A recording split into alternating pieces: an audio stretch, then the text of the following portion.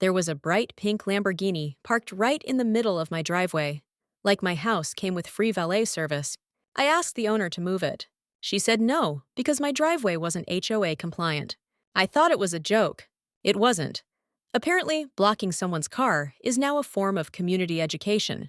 Things got worse, way worse, and eventually, I had to respond in a way that even Karens can understand. No yelling, no swearing, just horsepower. What would you do if someone treated your driveway like their personal garage? Drop your revenge ideas in the comments. I might need a few for next time. It was 6:30 in the morning when I stepped out of my house, coffee in hand, ready to tackle a $25,000 construction project that could set my business up for the next 3 months. I'm Reed Kerr, by the way, former military engineer turned independent contractor. I keep my head down, do good work, and try to stay out of neighborhood drama. That morning should have been like any other, except for one small problem. There was a shocking pink Lamborghini Huracan completely blocking my driveway. Not partially blocking it, not making it tight to get out, completely blocking it, like someone had parked a neon billboard across my exit. I stood there for a moment, thinking surely this was some kind of mistake. Maybe someone was moving it, maybe it broke down. Maybe there was some reasonable explanation for why a $250,000 sports car was preventing me from getting to work. I walked around to the front of the house, looking for whoever owned this automotive cotton candy nightmare. That's when I spotted her, Deborah Knox, sitting on her front porch like she was holding court, sipping what looked like a $5 latte and looking as relaxed as someone on vacation. She was 39 years old, perfectly manicured, wearing workout clothes that probably cost more than most people's monthly rent. When she saw me approaching, she didn't look surprised or apologetic. She looked like she'd been waiting for this exact moment. "Good morning, Reed," she said with the kind of smile that makes your skin crawl. "I see you've noticed my car." Her tone was so casual, you'd think we were discussing the weather, not the fact that she was literally holding my livelihood hostage. "Morning, Deborah," I replied, keeping my voice as calm and polite as possible. "Could you please move your car? I need to get to work." She took another sip of her latte and shook her head, like I'd asked her to donate a kidney. "I'm afraid I can't do that, Reed. Your driveway doesn't meet the new HOA specifications." I felt my stomach drop. "What new specifications?" She pointed at my driveway like it was an environmental hazard. 14-foot minimum," she said, ignoring the fact it's been there since the 90s. "Yours is only 13.2 feet. I'm parked here to help you remember that you need to bring your property into compliance." The way she said it, you'd think she was doing me some kind of favor, like she was a teacher patiently explaining basic math to a slow student. I took a deep breath, reminding myself that this woman was technically my neighbor and that I needed to handle this professionally. "Deborah, my house was built in 1995, long before any 14-foot rule existed. This driveway has been grandfathered in for almost 30 years. She waved her hand dismissively, like she was swatting away an annoying fly. "The new regulations apply to everyone, Reed. No exceptions, no grandfather clauses. You need to either widen your driveway to meet current standards or accept that your access is limited." The way she emphasized that last word made it clear this wasn't about community standards at all. This was about power, about control, about her being able to push people around because she held the title of HOA president. When I explained that I had a major deadline and clients depending on me, she just shrugged. "That sounds like a personal problem, Reed. Community compliance comes first." When I asked how long she planned to keep her car there, she smiled that cold smile again. "Nigh until you learn your lesson." I realized at that moment that reasoning with Deborah Knox was like trying to negotiate with a brick wall, except the brick wall was more reasonable and considerably less vindictive. I pulled out my phone and called the police, hoping that maybe law enforcement could sort this out quickly and professionally. When the officer arrived 20 minutes later, he took one look at the situation, listened to both sides, and delivered the news I was dreading. "This is a civil matter between neighbors. Since it's technically a dispute over property access and HOA regulations, there's nothing we can do unless someone commits a crime." While I was dealing with the police officer, Deborah had retreated into her house, probably to avoid having to explain her behavior to someone in uniform. By the time everything was sorted out and I managed to call a taxi, I was 3.5 hours late. The $65 cab ride was just the cherry on top of what was already shaping up to be a disaster of a day. Explaining to clients that my HOA president had blocked me with a pink Lambo, I sounded like a lunatic. I lost the job on the spot. $25,000 in income vanished because of one woman's power trip. When I finally made it home that evening, around 8:01 p.m., exhausted and financially devastated, I discovered that Deborah had made some improvements to the situation. She'd installed a gleaming stainless steel sign that read, "Reserved Parking, HOA President," right where my driveway met the street. The sign was professionally made, mounted on a concrete base, and positioned with military precision to make it clear that this wasn't temporary. This was a declaration of war. As I stood there, staring at this monument to petty tyranny, I noticed movement in Deborah's second-floor window. She was standing there with her phone, recording me, smiling like she'd just won the lottery. She gave me a cheerful little wave and called out, loud enough for the whole neighborhood to hear, "Sleep well, neighbor." Tomorrow is going to be even more educational. I never thought I'd have to use a tank to crush someone's pink Lamborghini, but that's exactly what happened to me with Deborah Knox, the most notorious HOA Karen in all of Texas. The story starts simple. On a Monday morning, I just wanted to go to work, but she decided to use my driveway as her personal parking spot for her $280,000 ride. After 6 hours of trying to handle this the civilized way, I'd had enough. Patience sometimes. You have to speak the only language a Karen understands. The fourth day of Deborah's driveway occupation brought a new level of humiliation that I hadn't seen coming. I woke up to find an official-looking notice taped to my front door. Mandatory Community Standards Meeting. Subject: Dealing with non-compliant residents. The meeting was scheduled for 7:01 p.m. that evening at Deborah's house, and the fine print made it clear that attendance was required for all residents currently under HOA review. When I knocked on Bill's door to ask if he'd received a similar notice, he shook his head grimly. "Reed, you're about to get the full Deborah Knox treatment. She did this same thing to Dr. Wilson right before she drove him out of the neighborhood." The realization hit me like a cold slap. This wasn't just about my driveway anymore. This was about making an example of me in front of the entire community. That evening, I walked the 3 blocks to Deborah's house. I couldn't drive because my truck was still exiled to the public parking lot. I found 8 other neighbors already assembled in her living room. The setup was like something out of a corporate training seminar, complete with a flip chart, PowerPoint presentation, and Deborah standing at the front of the room, wearing a business suit that screamed authority figure. She greeted me with a smile that was all teeth and no warmth. "Reed, so glad you could make it. Please take a seat right here in the front." The chair she indicated was positioned directly facing the screen, ensuring that I'd be the visual focus of whatever humiliation she had planned. The other neighbors looked uncomfortable, shooting me sympathetic glances that told me they knew exactly what was happening, but were too scared to speak up. Slide after slide tore into me like paper cuts. Zoom-ins on my lawn height, arrows on my pickup, charts claiming my mailbox shaved 0.5% off property values. I wasn't a neighbor anymore. I was the case study in her HOA cult meeting. When Deborah reached the personal attack section, she turned to face me directly. "Reed, as our primary case study this evening, would you like to share with the group about your experience with community compliance?" The question was designed to force me into either publicly admitting guilt or looking defensive and uncooperative in front of my neighbors. When I politely declined to participate in her little show trial, she nodded with fake understanding. "So, I respect that this might be difficult for you, Reed, but community cooperation is essential for all of us." Several neighbors shifted uncomfortably in their seats, and I noticed that 3 people quietly left during this exchange. Then came her final blow. A re-education program. 4 mandatory HOA classes, each costing $100. Miss one, pay $500 more. And yes, attendance was required, like parole. As I walked home in the darkness, I realized that Deborah wasn't just trying to control my property.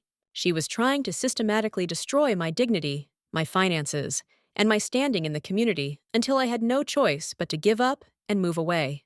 The next morning brought the ultimate escalation. When I looked outside, I saw not just the pink Lamborghini, but also a dark blue BMW sedan parked behind it, creating an impenetrable barrier across my driveway. Deborah had enlisted reinforcements. She'd also upgraded her sidewalk setup to include a pop-up canopy, a proper folding table with multiple electronic devices, and what appeared to be a cooler full of food and drinks. When I approached to ask about the second car, she looked up from her laptop with the enthusiasm of someone describing their favorite hobby. "Oh, that's my friend Jennifer's car. She's helping me with a community safety initiative." When I asked what kind of safety initiative required blocking my driveway, Deborah's smile turned predatory. "We're documenting potential threats to neighborhood security. Your military background and equipment have raised some concerns among residents." The implications of her words hit me like a punch to the gut. She was turning my service record and my legally owned tank into ammunition against me, painting me as some kind of dangerous element that threatened community safety. Within hours, I started receiving calls from neighbors I barely knew, asking if it was true that I had military weapons in my garage. When I explained that I owned a completely legal, demilitarized vehicle that was properly registered and posed no threat to anyone, some believed me, but others sounded skeptical. Deborah was systematically poisoning the community against me, using fear and misinformation to isolate me from any potential ally. By afternoon, I noticed that parents were keeping their children away from my property, and several neighbors who had previously been friendly were now avoiding eye contact when they saw me. That evening, I sat in my garage with Bill, both of us staring at the canvas-covered shape of my M60 tank. "She's not going to stop, Reed," Bill said quietly. "She's going to keep escalating until you either break completely or do something that gives her an excuse to call the police on you." I asked him what he thought I should do, and his answer was simple and direct. "Fight back. Not with lawyers or HOA procedures. She's got all of that rigged in her favor. Fight back the only way that someone like Deborah Knox understands." When I pointed out that using the tank would probably result in my arrest, Bill shook his head. "Not if you do it right. Not if you have witnesses and documentation. Not if you make sure everyone understands that you tried every reasonable approach first, and she forced your hand." As Bill headed home, I pulled the canvas cover off the tank and ran my hands along its familiar surfaces. The M60 had been completely refurbished and converted for civilian use. No weapons, but still a 60-ton statement that some lines shouldn't be crossed. That evening brought the final straw, in the form of an email sent to every resident in Oakwood Hills. The subject line read, "Urgent Resident Safety Alert," and Deborah had included photos of my house, taken from multiple angles, along with enhanced images of my garage that somehow made my perfectly legal tank look ominous and threatening. The 10th day of Deborah's occupation brought a new level of psychological warfare that made me realize she wasn't just trying to win. She was trying to completely destroy me. I woke up to find an email in my inbox that had been sent to every resident in Oakwood Hills. The subject line read, "Urgent Resident Safety Alert," and the message was a masterpiece of character assassination disguised as community concern. According to Deborah's email, I had been observed with dangerous military equipment and had displayed increasingly erratic behavior when confronted about community compliance issues. She urged neighbors to maintain safe distance from my property and to report any suspicious activities to both HOA leadership and local authorities. The email included photos of my house, taken from multiple angles, along with enhanced images of my garage that somehow made my perfectly legal tank look ominous and threatening. Within 2 hours of that email going out, my phone started ringing with calls from neighbors I'd barely spoken to in the 5 years I'd lived here. Some were genuinely concerned and wanted to hear my side of the story, but others sounded frightened and accusatory. Mrs. Henderson from 3 blocks away called to ask if it was true that I was stockpiling weapons. Mr. Foster wanted to know if my military background meant I was unstable. The most painful call came from Sarah, whose 8-year-old daughter had been excited to show me her science fair project just last month. "Reed, I'm sorry, but until this situation gets resolved, I think it's best if Emma stays away from your house." The fear in her voice made it clear that Deborah's campaign was working exactly as intended. She was turning me into the neighborhood pariah, someone to be avoided and suspected rather than respected. My business, which had already taken a serious hit from the missed deadlines and canceled contracts, was now facing complete collapse. 3 more clients called to terminate their agreements, citing concerns about reliability and community standing. One particularly brutal conversation was with a homeowner who'd hired me to renovate his kitchen. Look, Reed, I'm sure you're a good guy. But my wife saw that email about military equipment and dangerous behavior. We can't have that kind of drama associated with our home improvement project. You understand, right? I understood perfectly. Deborah was systematically destroying not just my immediate ability to work, but my long-term reputation in the community. Word travels fast in the construction industry, and being labeled as unstable or dangerous would follow me for years. Deborah's power trip had now cost me nearly $6,000. Dead contracts, daily cab rides, parking fees, and a parade of petty fines. When I tried to dispute the charges, I discovered that Deborah had stacked the review board with her relatives and close friends, making any appeal essentially meaningless. Every day that this continued was costing me money I didn't have and damaging relationships I'd spent years building. By the 14th day, Deborah's sidewalk operation had evolved into what could only be described as a permanent installation. She'd added a larger canopy, professional-grade folding chairs, a portable phone charging station, and even a small refrigerator powered by an extension cord running from her house. She was conducting what appeared to be regular business meetings at her sidewalk office, hosting visitors who would arrive, spend an hour discussing papers and laptops, and then leave looking satisfied with whatever had been accomplished. When I asked Bill what he thought she was doing, his answer chilled me to the bone. She's building a case, Reed. Documentation, witness statements, evidence of your supposed behavioral problems. She's preparing for the endgame. Then came a hand-delivered bombshell. A community safety review. They wanted to inspect my house, evaluate my mental state, and bill me $2,700 for the privilege. Failure to comply would result in immediate escalation to appropriate authorities and potential legal action to force my removal from the community. That evening, I sat in my garage with the M60's engine manual spread across my workbench, methodically checking every system and component. The tank had been perfectly maintained. Engine purring, hydraulics responsive, tracks in excellent condition. All the paperwork was current. Registration, insurance, safety certifications, and the all-important documentation proving that every modification had been done legally and in compliance with federal regulations. Bill found me there around 9 p.m., took one look at what I was doing, and nodded his approval. You've made your decision.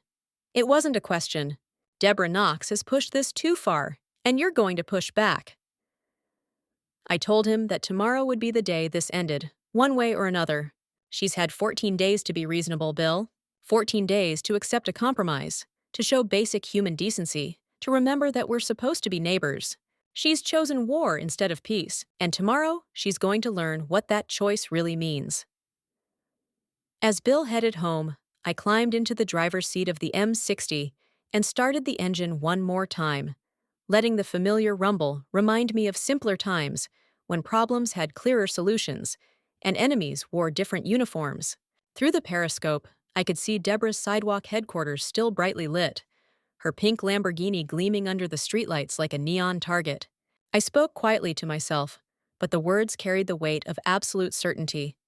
Deborah Knox, you picked the wrong neighbor to bully. Tomorrow, you're going to learn that some people have limits, and you've just found mine. I woke up at 5:30 a.m.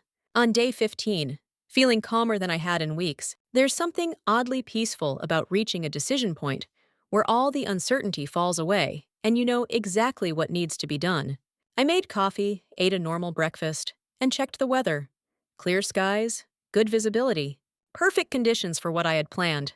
Through my kitchen window, I could see that Deborah had arrived early for her daily driveway occupation, already setting up her sidewalk office with the efficiency of someone who'd turned harassment into a morning routine. Her pink Lamborghini sat in its usual position, blocking my exit like a $280,000 middle finger pointed directly at my livelihood and dignity. At 6:45, I walked outside for what I intended to be the final conversation between Deborah Knox and myself.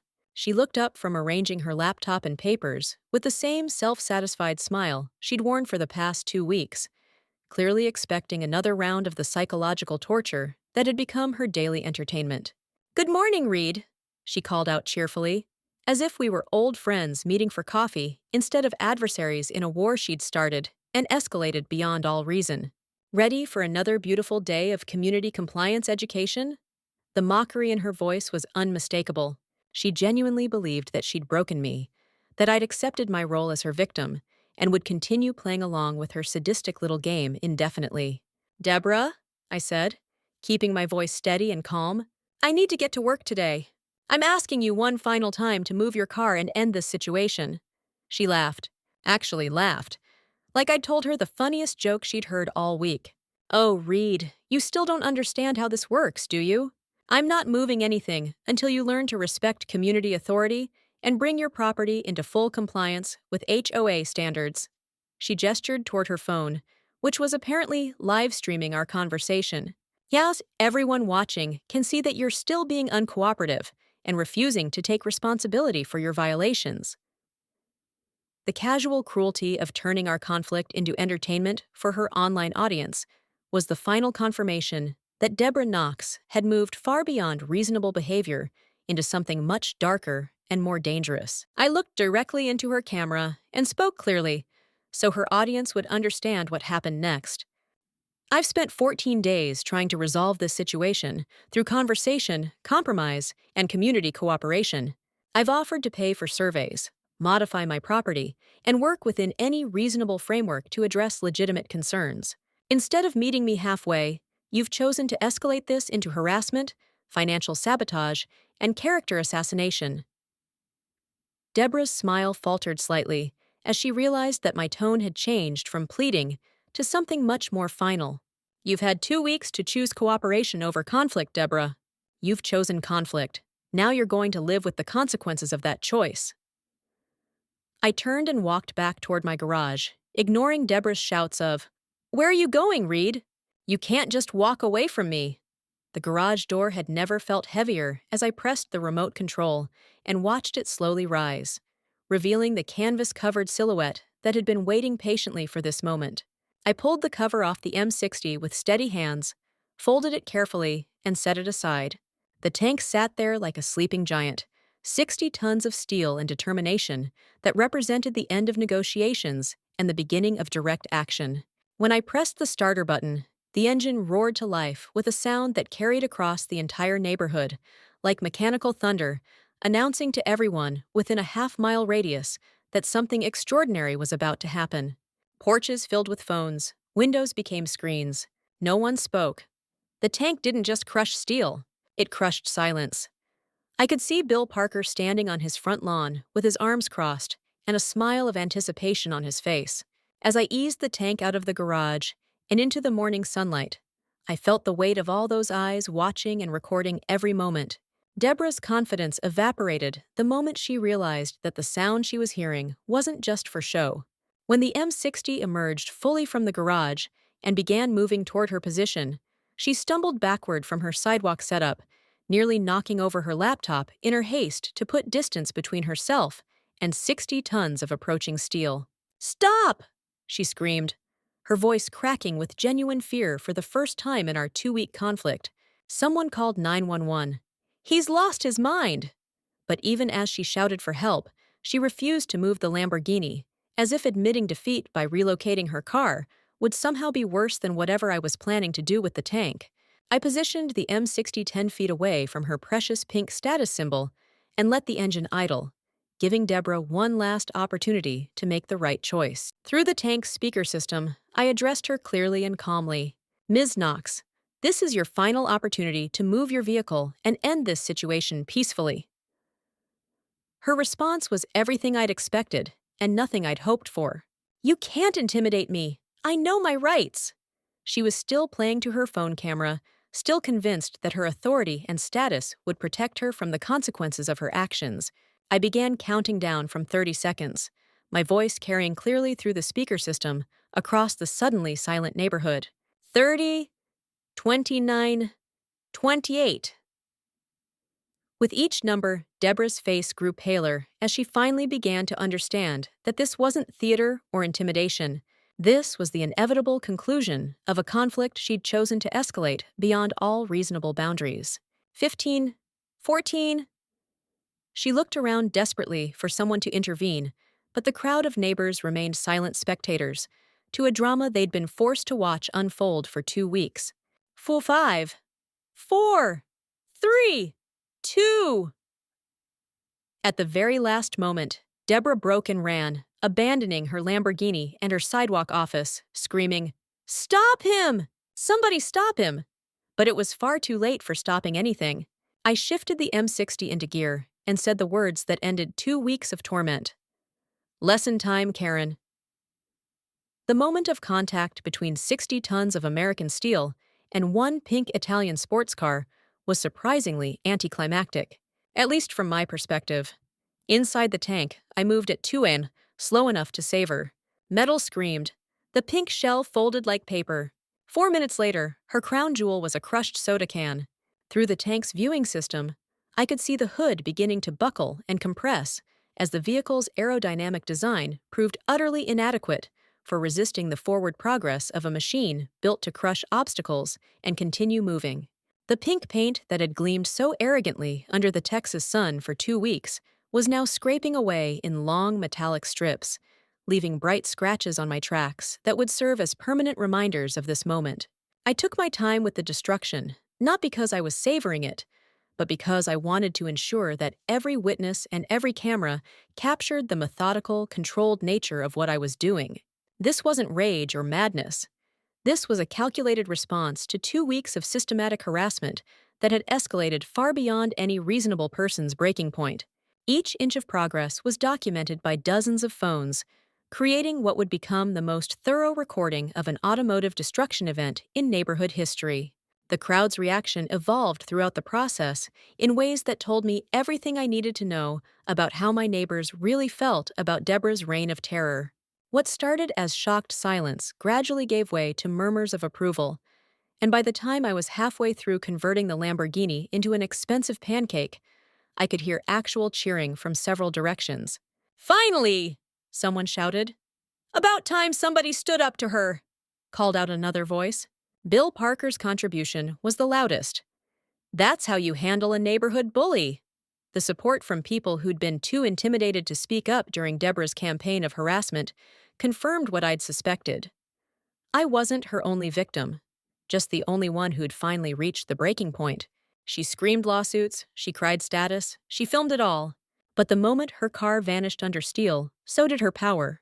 What struck me most was that even in this moment of complete defeat, she was still thinking about money, status, and legal retaliation, rather than acknowledging any responsibility for the events that had led to this point. The police arrived just as I was finishing the final passes over what had once been the rear of the Lamborghini. 2 patrol cars pulled up, with lights flashing, but sirens off, suggesting that whoever had called them had managed to communicate that this wasn't exactly a typical emergency situation. The officers who approached the scene, one veteran sergeant and one younger patrolman, assessed the situation with the kind of professional calm that comes from years of dealing with neighborhood disputes that have escalated beyond normal parameters. They watched me turn off the tank's engine and climb out with my hands visible and my paperwork ready, clearly prepared for exactly this conversation. "Officers," I said, walking toward them with deliberately calm and respectful body language, "I have all the relevant documentation right here." I handed over my tank registration papers, which clearly showed that the M60 was legally owned and properly licensed for road use, my property deed, proving that the driveway in question belonged to me, and my phone, containing 14 days' worth of photos and videos documenting Deborah's systematic blocking of my legal access to my own property. The sergeant examined everything carefully, while his partner took statements from witnesses, and I could see the exact moment when he realized that this situation was far more complex than a simple case of property destruction. Deborah's attempts to control the narrative with the police were as unsuccessful as her attempts to control me had been. "Officers, this man is clearly mentally unstable. He threatened me with a military weapon. He destroyed my car without provocation." But when the sergeant asked her about the blocking of my driveway, her story began to fall apart immediately. "I was parked there to enforce HOA compliance," she admitted, apparently not realizing how damaging this statement was to her position. When asked if she had permission to block private property access for HOA enforcement, She couldn't provide any legal authority for her actions. When asked why she hadn't moved her car when requested to do so, her answer was simply, because he needed to learn his lesson. The legal reality of the situation became clear as the officers completed their investigation. Deborah had been illegally blocking private property access for 14 consecutive days, which constituted harassment and interference with legitimate business operations. My tank was properly registered and legal for road use. My property deed was clear and uncontested, and I had multiple witnesses to the fact that I had attempted to resolve the situation through peaceful means before resorting to direct action. The sergeant delivered his conclusion with the tone of someone who dealt with similar HOA disputes before. "Ma'am, you chose to park your vehicle in a location that was blocking someone else's legal access to their property. The property owner has the right to remove obstacles from his own driveway, regardless of the value of those obstacles." The insurance implications hit Deborah like a second crushing blow when the officers explained that her coverage wouldn't apply to damage that occurred while her vehicle was illegally parked on someone else's property. "But it's a $280,000 car!" she wailed, as if the price tag somehow changed the legal principles involved.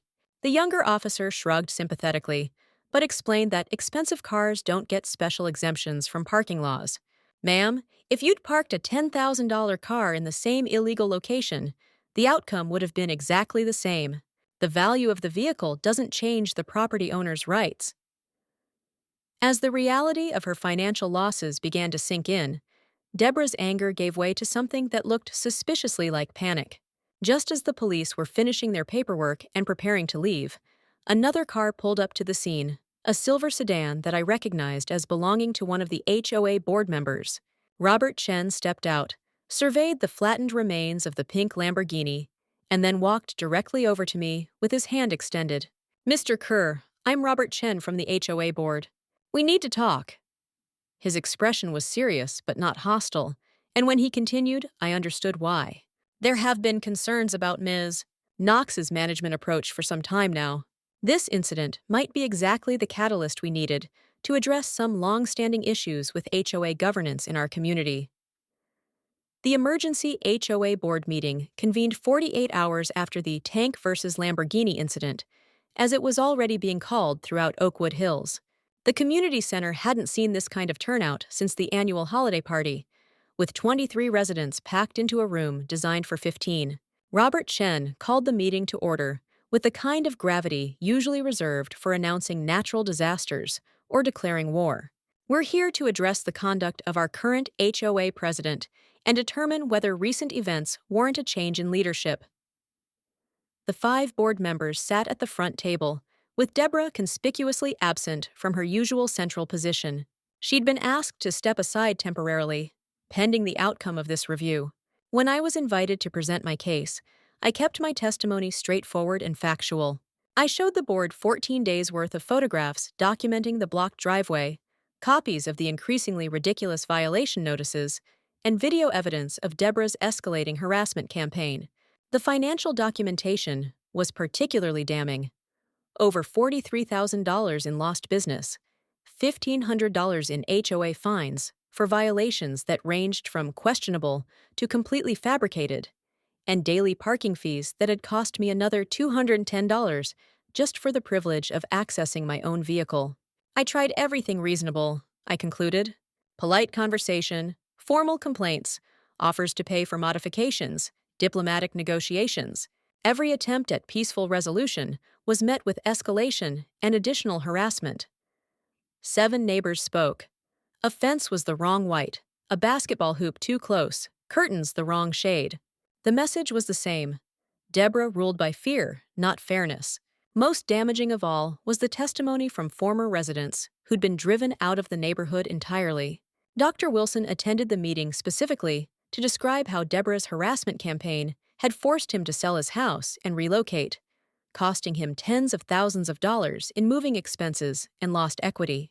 When Deborah finally arrived to defend herself, she looked like a completely different person from the confident, controlling woman who'd been terrorizing the neighborhood for 2 years. Her usually perfect appearance was disheveled, her voice was shaky, and her arguments were a desperate mixture of denial, blame-shifting, and appeals to authority that fell flat in front of an audience that had finally found their courage to speak up. I was protecting community standards, she insisted. But when pressed for specifics about which standards required blocking someone's driveway for 2 weeks, she couldn't provide any legal authority. Reed was a threat to community safety with his military equipment, she claimed, but the board had already verified that my tank was completely legal and properly registered. The board's unanimous decision came after less than 20 minutes of deliberation. Deborah Knox was immediately removed from her position as HOA president and banned from holding any HOA office for a minimum of 2 years. All of her recent rule changes and modifications were declared invalid and rescinded, effective immediately. Most satisfying of all, the board voted to hold her personally liable for my lost business income, requiring her to pay the full $43,000 within 90 days or face legal action from the HOA itself. The aftermath of Deborah's downfall was swift and comprehensive. Unable to afford replacing her destroyed Lamborghini and facing a $43,000 judgment, she was forced to put her house on the market within 6 weeks. Her husband, apparently tired of being associated with someone who'd become the neighborhood pariah, filed for separation and moved out while the house was still for sale. The legal fees from her failed attempts to sue me for destruction of property and emotional distress consumed most of her savings, and her reputation in the community was so thoroughly destroyed that she couldn't show her face at local businesses without encountering people who'd seen the videos of her humiliation. My own situation improved dramatically and immediately.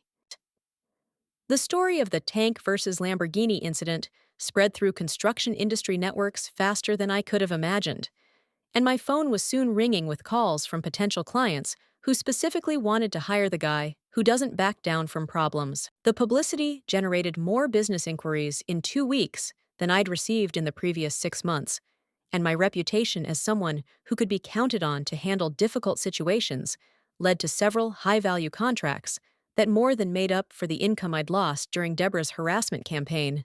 Within 3 months, my business was more successful than it had ever been, largely because people wanted to work with someone who'd proven he wouldn't be intimidated or manipulated. The community itself underwent a remarkable transformation. Once Deborah's authoritarian influence was removed, Bill Parker was elected as the new HOA president on a platform of reasonable regulations and respectful enforcement, and his first act was to establish a zero-tolerance policy for harassment between neighbors. The oppressive atmosphere of fear and constant scrutiny that had characterized life under Deborah's leadership was replaced by something that actually resembled a community, where people looked out for each other instead of looking for ways to report each other. Property values, which had actually declined during Deborah's reign due to the toxic reputation of our neighborhood, began recovering as word spread that Oakwood Hills was once again a pleasant place to live. 6 months after the incident, I was working on a major renovation project when my new client mentioned that he'd hired me specifically because of my reputation for creative problem solving. "We need someone who thinks outside the box and isn't afraid to take decisive action when conventional approaches don't work," he explained. It turned out that the tank story had become something of a legend in certain business circles, not because people endorsed property destruction, but because they respected someone who'd exhausted every reasonable option before taking extraordinary action. My tank, now permanently displayed in my expanded garage with a small plaque reading "Problem-solving tool, use only when necessary," has become a neighborhood attraction that kids love to visit and adults respected as a symbol of standing up to bullies. People often ask me if I regret crushing Deborah's Lamborghini, and my answer is always the same. I regret waiting 14 days to do it. Some people interpret kindness as weakness and patience as permission to abuse you. Deborah Knox learned that day that there's a limit to how far you can push someone before they push back. And when they push back with a 60-ton M60 tank, it's a lesson you don't forget. The pink paint streaks that are still visible on my tank's tracks serve as a permanent reminder that sometimes the most reasonable response to unreasonable behavior is to speak the only language a bully truly understands. In my case, that language happened to be the mechanical roar of American steel, asserting the simple principle that every person has the right to leave their own driveway whenever they damn well please. Thanks for watching. Share this video with someone who loves a good plot twist. Click that next video if you can